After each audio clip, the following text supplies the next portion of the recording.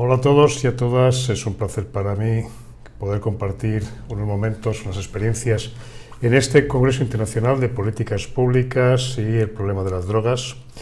En concreto, vamos a compartir estas experiencias que les comentaba sobre las políticas provinciales sobre el consumo de alcohol. Voy a exponer unas ideas generales, unas ideas introductorias, pero también la experiencia específica de una región importante española, de la Comunidad Valenciana, una comunidad de más de 5 millones de habitantes, donde hace ya más de 20 años que se dispone de una actuación integrada, tanto a nivel asistencial como preventivo, contra los problemas generados por el alcohol y otro tipo de sustancias. Quizás antes de entrar en materia deberíamos preguntarnos si realmente, no ya para nosotros, sino para la población en general, el alcohol constituye un problema. Porque es importante visibilizarlo y al mismo tiempo introducirlo en la agenda pública antes de plantearnos políticas en esta materia o antes de plantear políticas que no puedan tener la viabilidad posterior que esperamos. Para ello, en primer lugar, deberemos considerar que un problema pasa a tener un interés político, pasa a incluirse en la agenda cuando tiene relevancia social, cuando constituye en sí mismo un desafío político, cuando genera preocupaciones, bien sean éticas, bien sean legales, y finalmente cuando se dispone de soluciones factibles.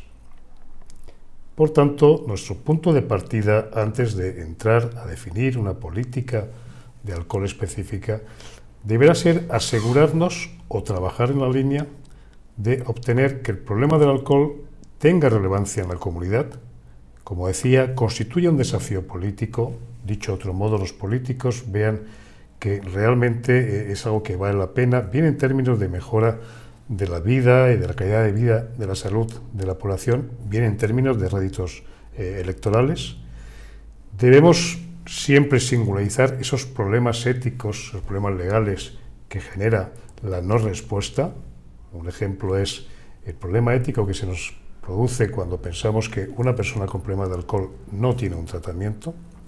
Y finalmente, y no menos importante, las soluciones deben ser factibles, deben ser viables. No podemos plantear acciones ambiguas y acciones que no estén contrastadas con la evidencia científica. Una vez conseguimos que el problema, en este caso del alcohol, sea considerado como un problema público, debemos conseguir que además integre la agenda sistémica, es decir, el portafolio de problemas que la población va a querer que le solucionen, y dentro de ello que adquiera una importancia, que sea uno de los temas más prioritarios. Para ello debemos cumplir otros 3 criterios. Por una parte, que sea un problema de un objeto de amplia atención por parte de la comunidad, por parte de la población, o al menos que exista un gran conocimiento en el público, aunque no se perciba todavía la gravedad del problema. En segundo lugar, que haya gran parte de la población que considere que este problema requiere una acción que lo solucione. Y finalmente, y esto tampoco debemos olvidarlo, que la población considere, que la comunidad considere que la acción es competencia, es obligación de alguna entidad gubernamental concreta.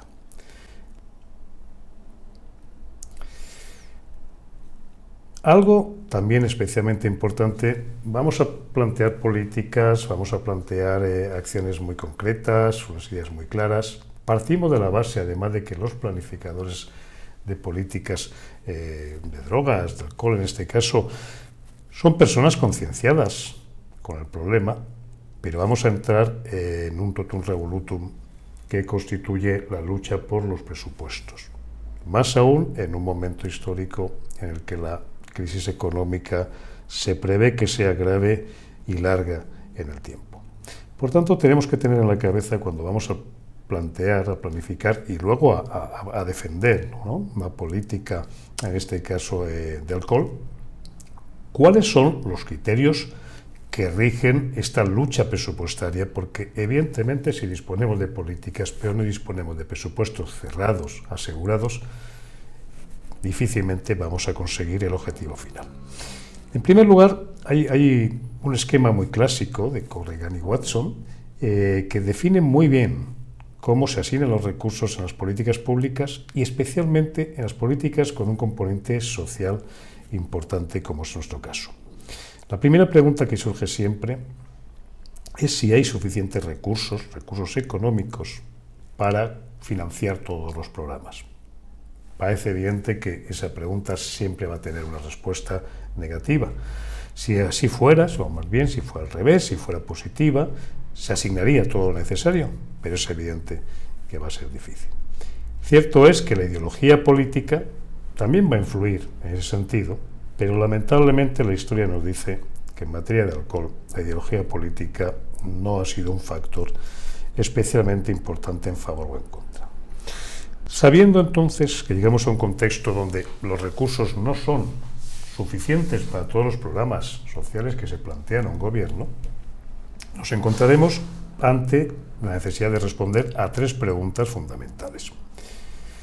En primer lugar, si el plan en este caso, que vamos a defender, para el que vamos a solicitar presupuesto, sirve a una necesidad importante.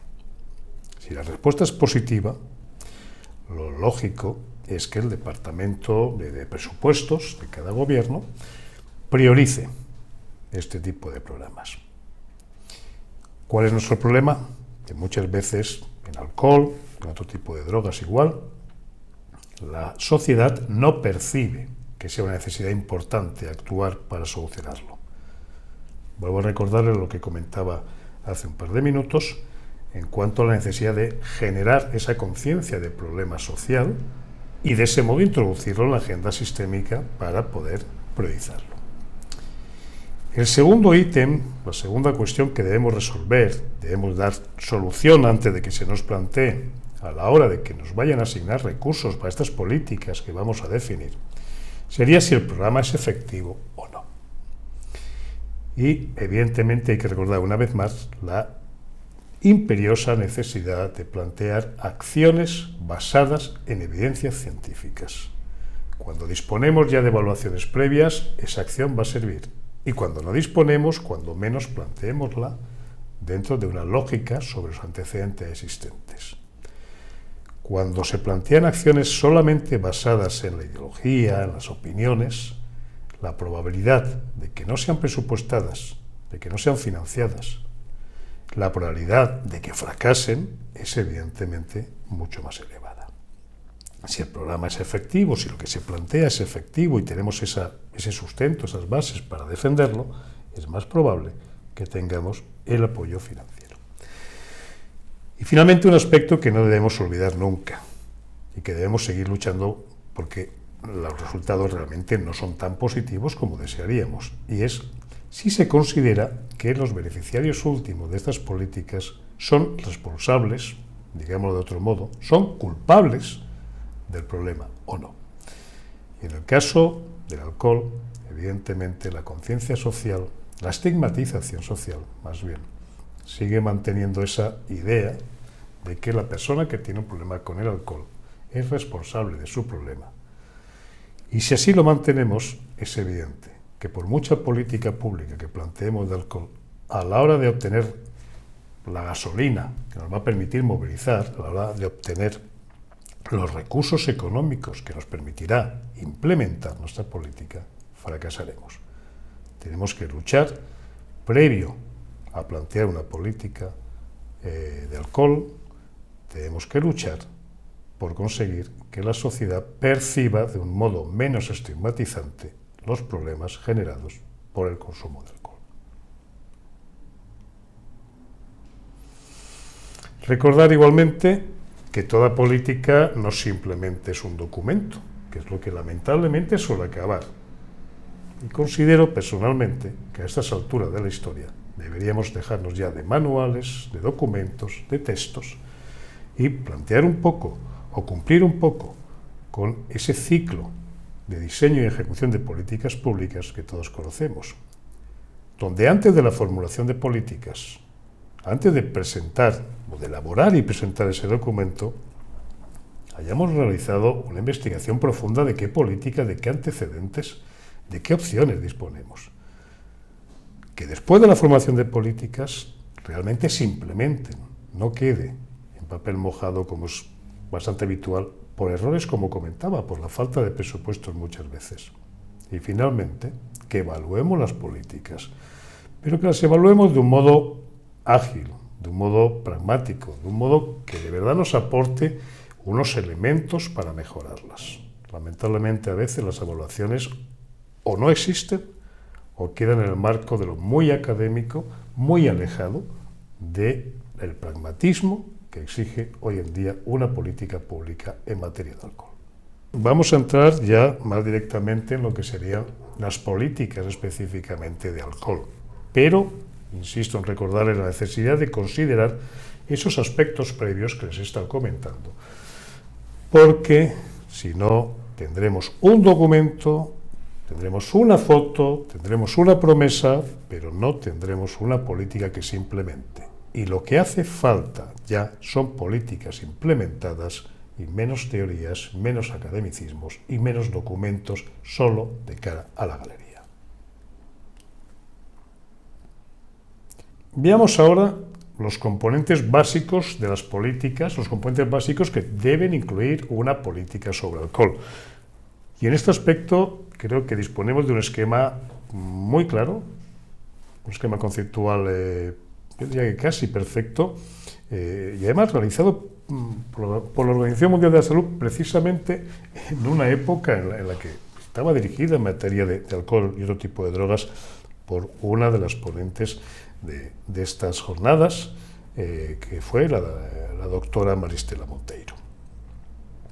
Hay 6 componentes básicos que a continuación analizaremos individualmente, algunos con más agrado por parte de la población y algunos quizás un poquito más contrarios a la opinión pública, pero no por ellos menos importantes. En algunos casos son precisamente los más importantes. Un ejemplo es el primero, es la actuación sobre los precios e impuestos, la disminución de la disponibilidad del alcohol, la regulación de la publicidad y de la promoción del alcohol, la reducción del daño entendido en materia de alcohol, sobre todo en los ámbitos del tráfico rodado de vehículos y de la violencia, sobre todo la violencia intrafamiliar. La intervención educativa y comunitaria, la prevención, y finalmente el tratamiento y la intervención precoz.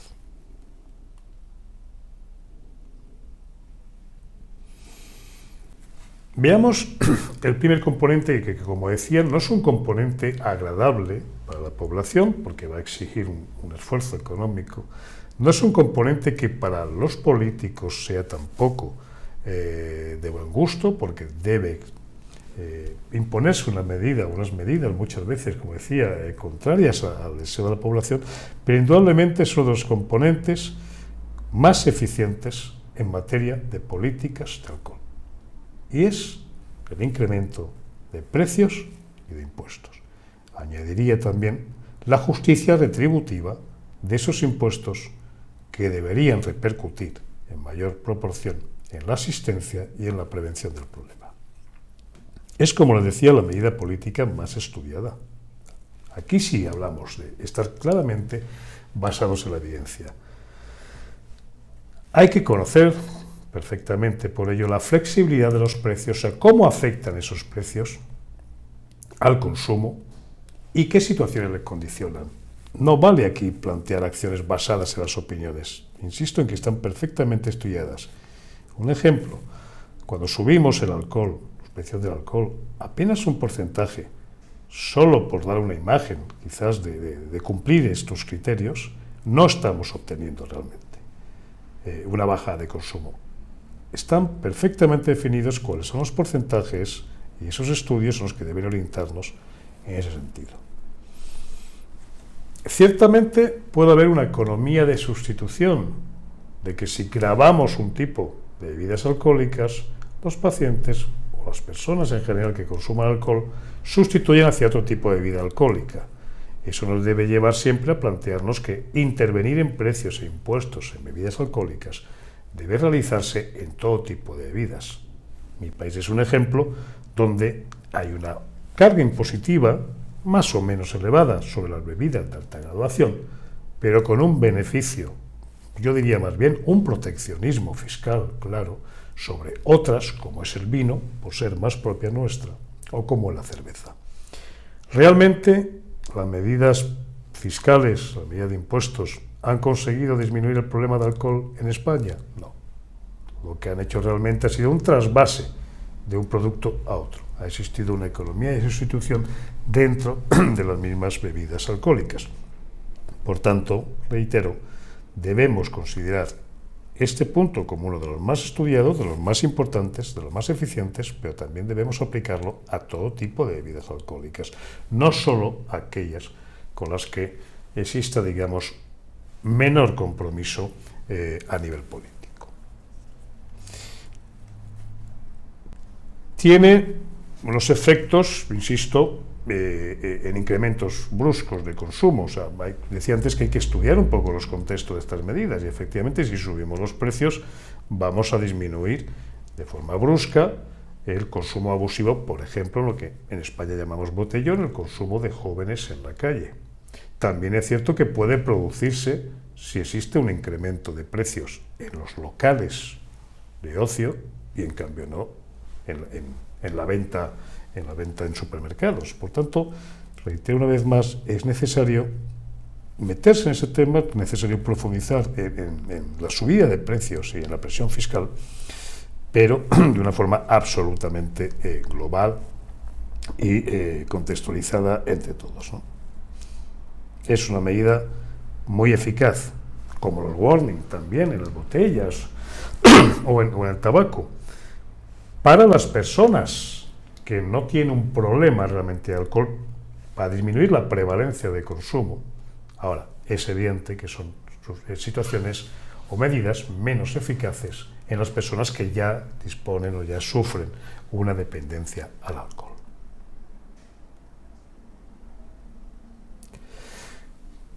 El segundo componente fundamental, básico, de estas políticas sobre alcohol es la disminución de la disponibilidad. Y aquí tenemos distintos campos de acción. Vamos a disminuir, evidentemente, si disminuimos la disponibilidad de bebidas alcohólicas, la probabilidad de que tengamos un problema de gravedad en la sociedad va a ser menor. ¿Cómo podemos actuar en esta dimensión de la disponibilidad de bebidas alcohólicas? Por una parte, regulando según el contenido alcohólico de la bebida. Hay veces que, bueno, vamos a limitar las medidas de publicidad, de venta, de consumo a un tipo de bebidas alcohólicas de más de graduación o de menos. En mi opinión, creo que deberíamos entrar a todas por igual. Podemos instaurar prohibiciones parciales de venta y consumo en determinados lugares. Un ejemplo habitual es prohibir la venta en la vía pública.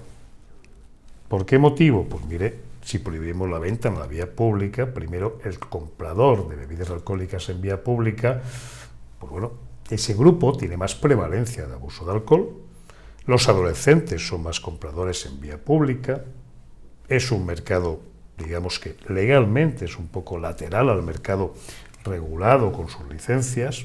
Hay muchos motivos para hacerlo.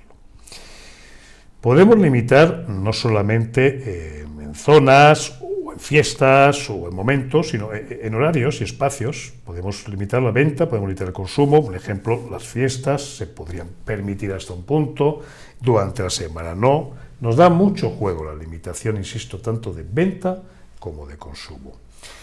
Podemos establecer un marco en el que se mida la densidad de centros, de locales, de hostelería, donde haya venta o consumo de alcohol. España es el país, dicen, con más bares por metro cuadrado y por habitante. Bueno, pues quizás ese es nuestro problema, ¿no? Es el problema de nuestra alcoholización histórica. Es curioso que las farmacias estén reguladas, no puede haber una farmacia a menos de tantos metros de distancia de otra, con una población mínima para cada farmacia, y en cambio bares podemos tener un bar, otro bar, otro bar, otro bar, otro bar. Debajo de mi casa tengo 8 bares. Evidentemente no da para todos, ¿no? Pues disminuir esa densidad evidentemente va a disminuir al mismo tiempo la disponibilidad del consumo de alcohol. Algo que es fundamental y que yo creo que debemos todos tener idea clara de por qué, es establecer la edad mínima de consumo o dispensación. Aquí discusiones, el concepto consumo o dispensación. Prohibir el consumo significa sancionar al consumidor. Prohibir la dispensación significa sancionar a quien entregue. Personalmente soy más partidario de prohibir la dispensación, porque estoy hablando de menores de edad y por tanto el menor no va a tener o no debemos aplicarle la responsabilidad completa del consumo, sino a la persona que entregue.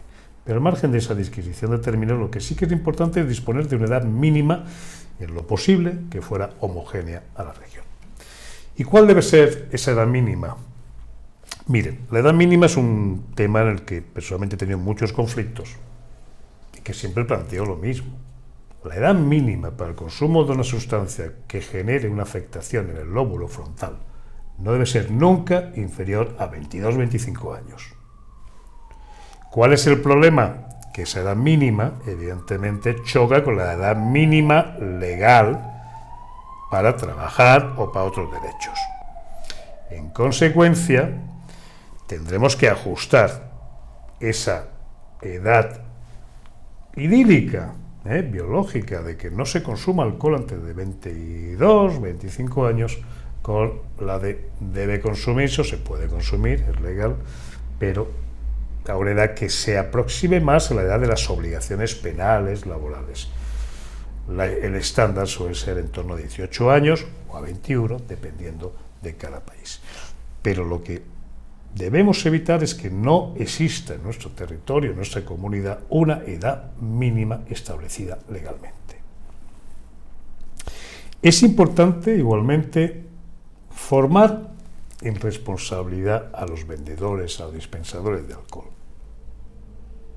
Yo estoy convencido que la inmensa mayoría de las personas de la hostelería, del comercio, que venden bebidas alcohólicas, no tienen intención alguna de emborrachar a los jóvenes, en absoluto. Por ese motivo deberíamos formarles en ese aspecto, ¿no? Que sean conscientes de identificar a las personas jóvenes que van a adquirir bebidas alcohólicas, a las personas no tan jóvenes con un problema de alcohol, que los identifiquen y que sepan tratarlos y que sepan sobre todo decirles no voy a venderte una bebida porque o bien tu estado de salud o bien tu edad no son los apropiados para el consumo. Y lo que es real es que la disminución de la disponibilidad, en concreto las limitaciones de venta y consumo en vía pública que antes estaba comentando, aunque pueden generar un problema inicialmente de cierta tensión, ¿no? De esa discusión de si se está limitando un derecho o no, realmente lo que estamos haciendo es proteger un derecho mucho más importante como es el de la salud. Tienen una gran eficacia para disminuir el consumo en adolescentes e igualmente aporta un valor añadido que es la mejora de la convivencia en la población, porque es evidente que cuando hay consumo de bebidas alcohólicas en la calle genera una molestia ciudadana importante y unas dificultades para la convivencia. Bien, nuestro tercer componente básico sería la regulación de la publicidad y de la promoción de bebidas alcohólicas. También es un instrumento básico en el incremento del consumo, sobre todo por su influencia entre los jóvenes y en otros grupos de población diana. Al fin y al cabo, la publicidad es evidente que vaya dirigida hacia un grupo de población, pero en nuestro caso, los grupos de población diana son precisamente los más vulnerables. Siempre se va a disparar hacia la persona que ya tiene un problema de consumo para fidelizar más su consumo, ¿no? su adquisición de bebidas, y para aquellos que pueden ser consumidores potenciales, como son los adolescentes. Por tanto, actuar en la regulación de la publicidad y de la promoción de bebidas alcohólicas es un aspecto fundamental. Hay muchas empresas de publicidad, empresas fabricantes, que establecen códigos de autorregulación, donde se comprometen a cumplir unas normas. Mi experiencia personal, después de 10 años dirigiendo las políticas de drogas en mi comunidad, es que yo personalmente no me fío de los códigos de autorregulación. Lo hice en su día y al final, evidentemente, es una forma por supuesto que hay un interés sano, ¿no?, por parte de las empresas de que no haya un problema sanitario y social importante, pero digamos que es una exigencia muy mínima. Soy más partidario de una normativa que obligue. Ahora bien, también es cierto que hay fases. Cuando vamos a empezar por primera vez a marcar unas normas de publicidad, quizás sea conveniente pactar con las empresas, tanto productoras como de publicidad, y establecer o adherirse a esos códigos de autorregulación como primer paso. Y una vez que veamos ya la evolución, los resultados de esos códigos de autorregulación, el nivel de cumplimiento y el nivel de exigencia del cumplimiento, se puede plantear ya una normativa obligatoria. Es habitual que tengamos que llegar a la normativa obligatoria porque se baja la guardia, porque se va incumpliendo, ¿no? Pero quizás, insisto, como primer paso sí sería partidario de códigos de autorregulación. Como forma estable, no. Creo que hay que avanzar en esa materia. Es evidente igualmente que tenemos que limitar la publicidad en medios audiovisuales. Tenemos el problema, lógicamente, actual de Internet y de cómo poner cercas al campo, y es bastante difícil. Los mensajes de advertencia, los warnings en bebidas y publicidad son interesantes, pero como decía, son interesantes para ciertos colectivos concretos. No son tan efectivos muchas veces como se considera, pero cuando menos para el que inicia el consumo sí es un mensaje efectivo. A mí me llama la atención por qué en Europa, o cuando menos en mi país, hay tanto problema para aceptar ese tipo de mensajes y en cambio lo aceptamos con el tabaco. Creo que debemos igualar. No es que al tabaco se le deba quitar esos mensajes, todo lo contrario. Lo que hay que darse cuenta es que el alcohol también va a generar ese problema. Y los mensajes de advertencia, permítanme una observación, mucho cuidado con esos mensajes estandarizados que dicen algo así como: bebe moderadamente, es tu responsabilidad.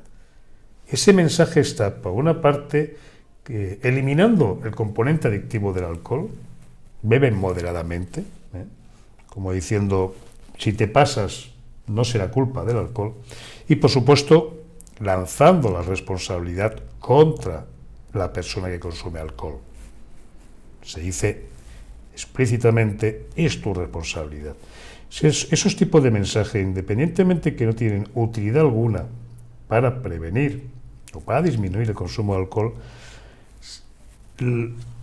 tienen algo mucho más perverso, que es mantener o incrementar la estigmatización. Vuelvo a recordarles las primeras diapositivas, lo primero que les comentaba. Si se considera que hay responsabilidad del problema en la persona, no vamos a poder avanzar. Y esos mensajes que transmiten la responsabilidad a la persona constituyen una campaña permanente de estigmatización, no contra la estigmatización, sino de estigmatización. Sutilmente, quizás no voluntariamente, pero el resultado final es ese. Finalmente, y por lógica, la publicidad, la promoción, por supuesto la venta y el consumo de bebidas alcohólicas, deben alejarse, pero alejarse linealmente, midiendo, marcando una distancia mínima de centros educativos, de centros sanitarios y de centros sociales. Muchas veces, en proximidad de los centros educativos, vemos la publicidad de bebidas alcohólicas. Uno se plantea si la publicidad va dirigida a los padres y a las madres que nos acercamos a los centros, o realmente directamente es como una preparación ya de los jóvenes. Y finalmente, algo que también entiendo que es complejo, que es difícil, pero que es el caballo de batalla en la publicidad, y en la promoción de bebidas alcohólicas. Restringir la publicidad y la promoción de bebidas alcohólicas en general, pero específicamente la promoción por parte de las empresas de bebidas alcohólicas de actividades culturales y deportivas. La inmensa mayoría de los eventos deportivos de alto nivel fueron en su día financiados por tabacaleras. Posteriormente han sido por empresas de alcohol, fundamentalmente cerveceras. Si se dan cuenta, ahora empiezan a ser financiadas fundamentalmente por empresas de juego. Realmente estamos manteniendo el mismo continuum. Estamos jugando con la impulsividad, con la tendencia hacia la adicción, y solamente vamos cambiando el producto que se realiza en ese momento, ¿no? Por tanto, esta es una de las medidas que, en mi opinión, son más importantes, aunque evidentemente extralimita muchas veces las competencias de una provincia. Y es evitar que una entidad o una empresa, en este caso productora de alcohol, promueva, promocione, financie, haga publicidad en actividades culturales y en actividades deportivas. El cuarto componente, les decía al principio, sería reducir el daño asociado en cuanto al tráfico de vehículos y a la violencia doméstica. Son posiblemente la violencia intrafamiliar, el tráfico de vehículos, los dos principales problemas sociales, los de más impacto. Es real que el alcohol genera mucho más daño sanitario y social, pero los de más impacto son estos dos.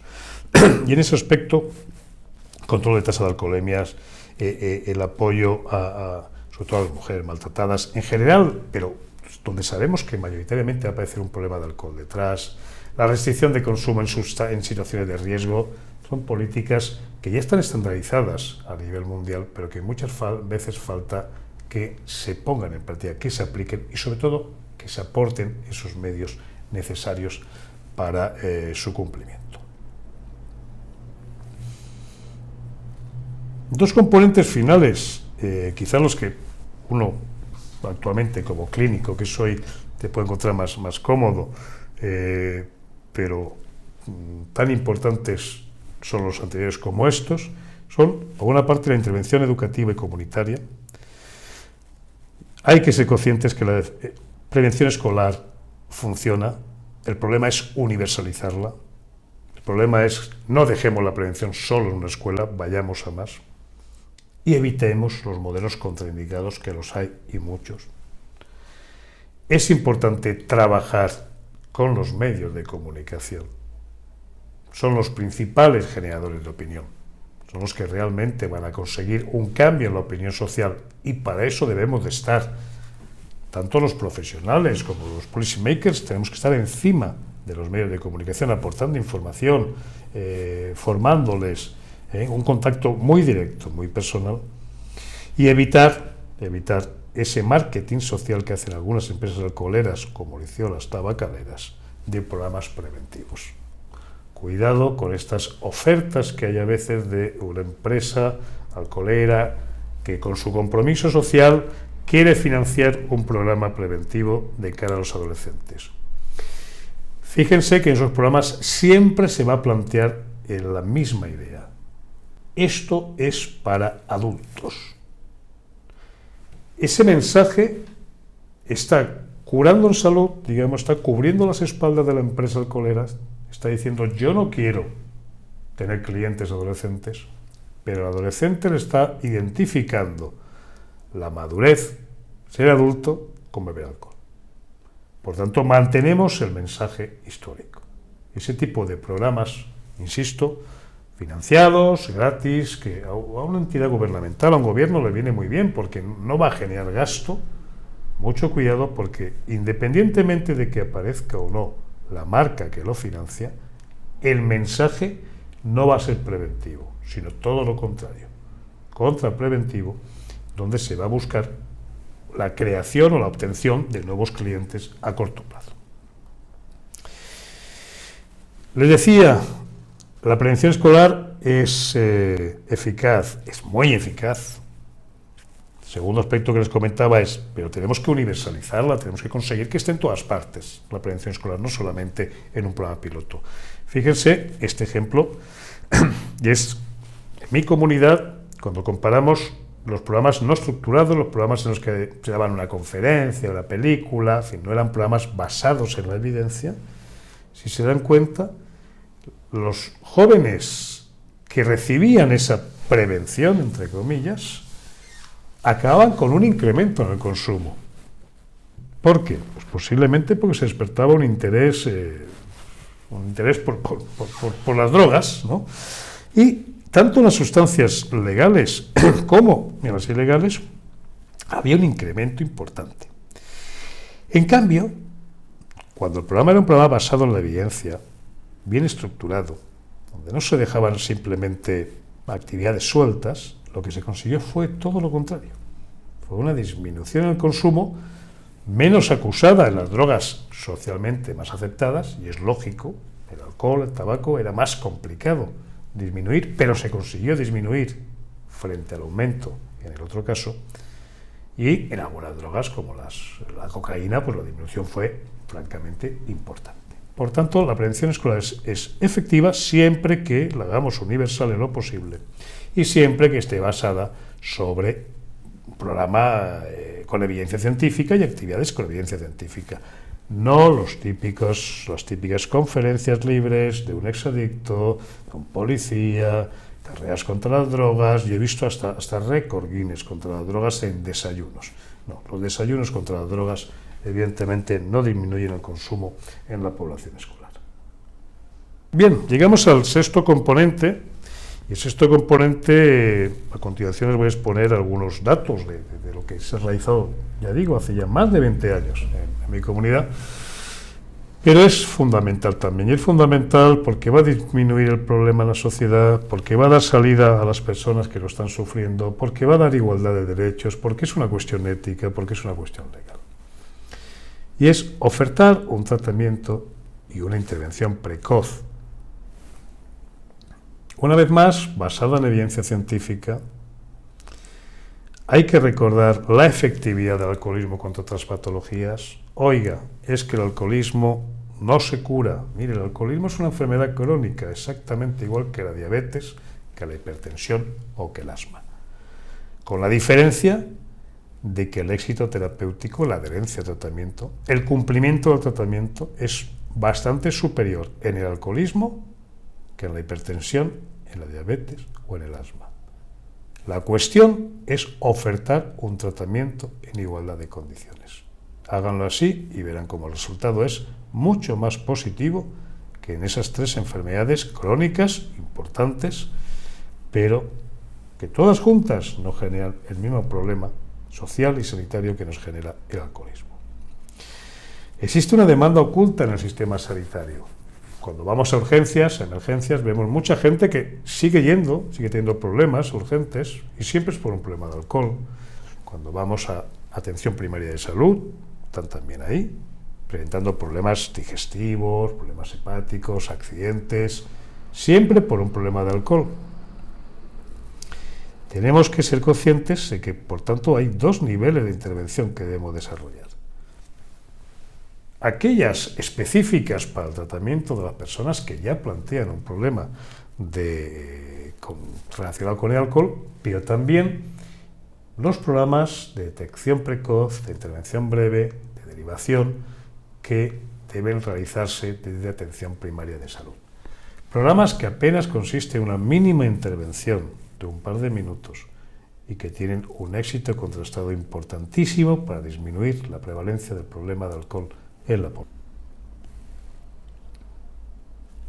Bien, les comentaba al principio que les voy a exponer también algunas experiencias propias de la comunidad en la que he sido durante 10 años responsable de política de drogas, desde el año 95 hasta el año 2005. Fue la época en la que iniciamos un cambio de políticas de drogas en esta materia. Bueno, han transcurrido ya realmente desde que se empezó a instaurar, que fue el 97, 98, han transcurrido 22 años, y yo creo que hay ciertos resultados que son interesantes transmitir Desde la absoluta humildad, porque cada territorio es distinto, cada gobierno tiene competencias distintas, cada país está estructurado de forma distinta, pero creo que al final los resultados y las acciones son o deben ser muy similares y posiblemente los éxitos sean mayores. Lo que les puedo asegurar es que no es tan complejo como a priori parece. Y no es tan complejo si partimos una vez más de principios concretos. Aquí al final es como una casa, vamos a hacer unos buenos cimientos y luego haremos lo bonito de la casa, pero primero los cimientos. ¿Qué principios nos llevan a nosotros a actuar? En primer lugar, en esto somos muy fundamentalistas, el reconocimiento como enfermedad de los problemas generados por el uso de sustancias y específicamente del alcohol. Si es una enfermedad, ya no hay más discusión. La gente, la población podrá seguir estigmatizando a quien sufre estas enfermedades, pero el gobierno debía responder con una equidad asistencial. No tenía ninguna coherencia que una persona alcohólica fuera atendida por un problema generado por el alcohol a nivel digestivo en sanidad y en cambio para tratar el fondo del problema, su adicción, tuviera que acudir pues, a una entidad local o a una ONG. El gobierno de mi comunidad es un gobierno competente en materia de salud, es decir, la sanidad española, saben ustedes que depende de cada comunidad autonómica, y bueno, aceptó crear unidades específicas de tratamiento para pacientes con problemas de drogas y algunas específicamente, como la que dirijo yo actualmente, una unidad de alcohol, de alcohología. Segundo principio general es el derecho a la salud del ciudadano. Es algo que se nos olvida. Con tantos derechos se nos olvida que hay derechos básicos. Yo les comentaba antes que cuando prohibimos el consumo de alcohol en la vía pública, cuando lo limitamos, se está defendiendo la salud precisamente del que quiere consumir. Y esa es una obligación de los poderes públicos. Defender lo colectivo, pero también defender el derecho a la salud cuando el individuo se olvida de que debe hacerlo o de cómo hacerlo. Un tercer principio fue normalizar, como les decía, asistencialmente. Nosotros no disponemos de una red paralela financiada por el plan de drogas o dependiendo de ayuntamientos, de ONG, no. Yo trabajo en un hospital universitario, soy profesor universitario y dirijo una unidad de alcohol. Tengo al lado compañeros que son del servicio de psiquiatría absolutamente autónomos entre nosotros y compañeros que son del servicio de medicina interna, de otorrino, de traumatología, de otros servicios. Todos en igualdad de condiciones y cada unidad exactamente igual. Por tanto, estamos integrados de forma absolutamente normalizada como uno más, ni con ventajas ni con desventajas, más allá de las carencias que todos tenemos. Otro aspecto importante es que el único agente financiador de todo esto y proveedor de servicios sanitarios es el gobierno. El gobierno autonómico es el campo de la salud, ¿no? Quien tiene las competencias en salud. Si algún caso, alguna población tuviera una asistencia sanitaria en general que estuviera privatizada, ese proveedor daría el servicio, pero siempre financiaría íntegramente el gobierno autonómico, el gobierno regional, que es el competente. Aspecto clave en todo lo que, en el esquema que luego les voy a comentar, es que solo tengamos una puerta de entrada al sistema.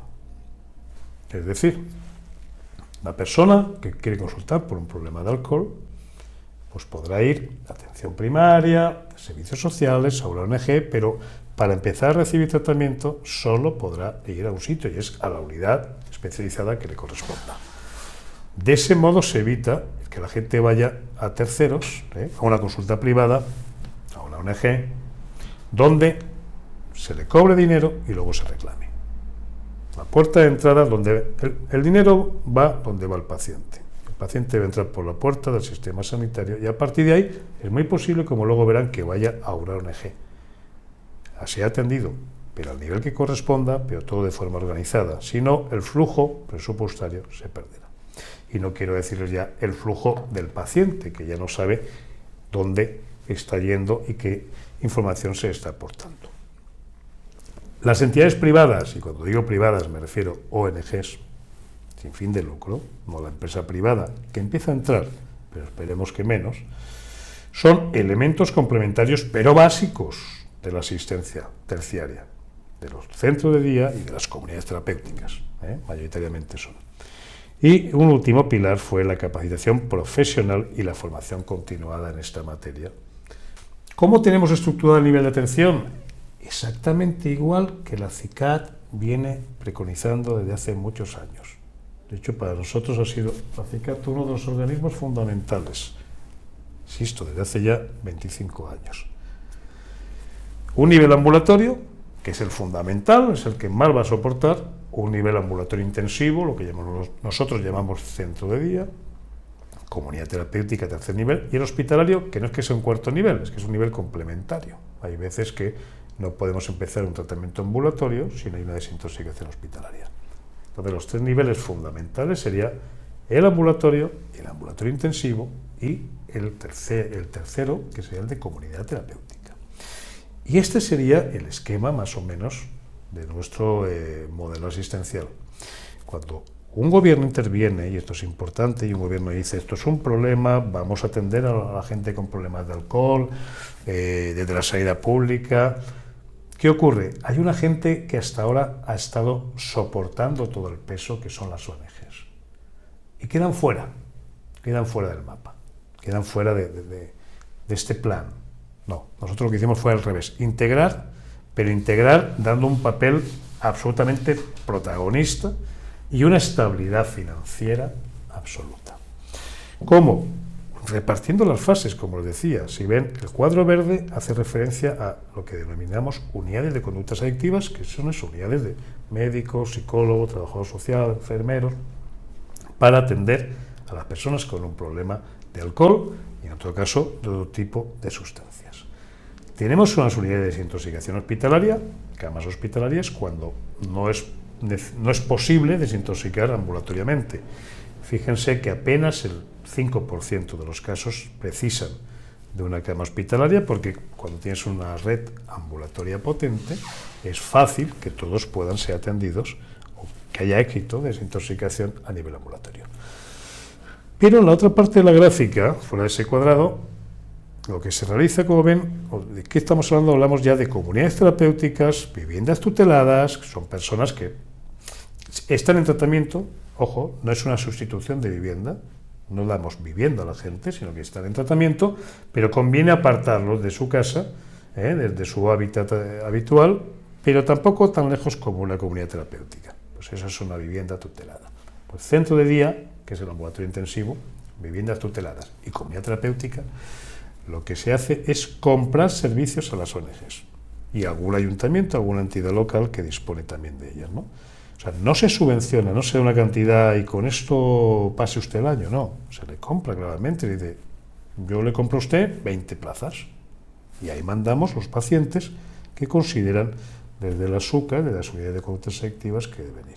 De tal modo que todos los agentes participan en el tratamiento, todos tienen su protagonismo específico.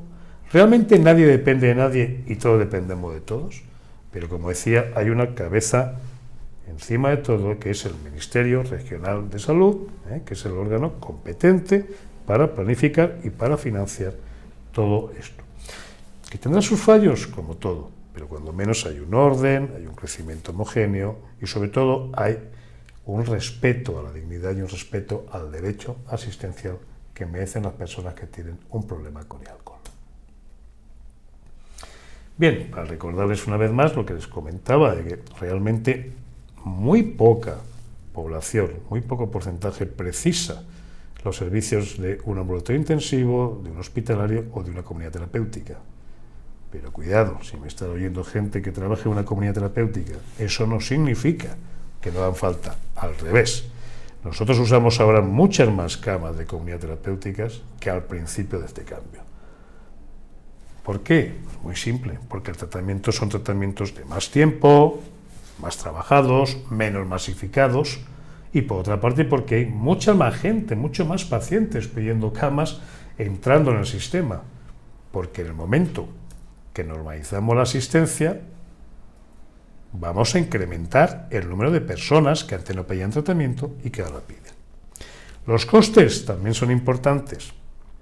pero no son importantes para ahorrar. Evidentemente es más caro un tratamiento intensivo en comunidad terapéutica hospitalario que un ambulatorio, pero no es que sea más caro para ahorrar. Debemos caer que es más caro y con esas economías, con esos ahorros, generar más recursos, no disminuir de lo que ya lamentablemente tiene pocos recursos.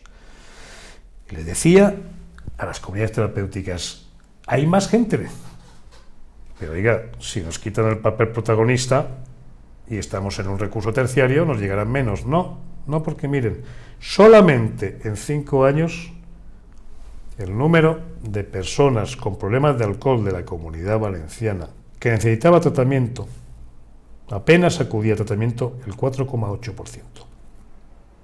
En 5 años ya subió al 8,3%. Claro que nos sigue quedando un 92% fuera. Piensen que el estándar más o menos es que de los alcohólicos solo reciben tratamiento 4, 5, 6% en Europa. Entonces el número nuestro no está mal, pero lo importante realmente es que prácticamente se duplicó la asistencia a alcohólicos en apenas 5 años. ¿Por qué motivo?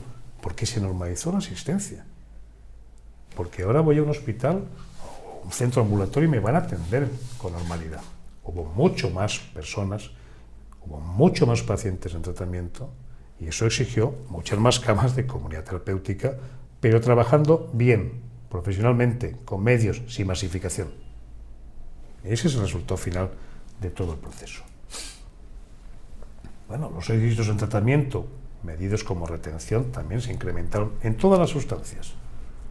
Cuando un gobierno empieza a comprometerse con la asistencia y la normaliza, el paciente lo reconoce, el paciente lo agradece, el paciente incrementa el compromiso de una forma muy importante. En acciones preventivas no quería olvidar también algunos aspectos fundamentales, y eso lo he dicho, la prevención universal. Debemos estar en todas las escuelas. No digo que de los 3 años, como llegamos hasta los 16, pero por lo menos en las edades más conflictivas, de 10 a 16 años más o menos. Tenemos que estar permanentemente, pero en todas y de forma regular y todos los años. Esto no es una vacuna que podamos poner un año y nos dure. Eso tenemos que estar todos los años en la escuela reiterando el tema. Hemos descentralizado desde hace ya más de 20 años en la Comunidad Valenciana la prevención. El municipalismo español es muy potente. Eso nos permite que cada ayuntamiento o la mayoría de los grandes tengan unidades específicas. ¿Eso es factible? Hombre, depende de cada país, depende de cada provincia, de cada región, ¿no?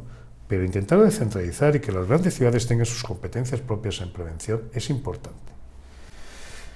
La limitación de consumo en la calle, como les comentaba, fue una medida que claramente nos pareció muy apropiada, las propuestas por parte de OMS, y la aplicamos, y el éxito en el consumo en adolescentes fue espectacular.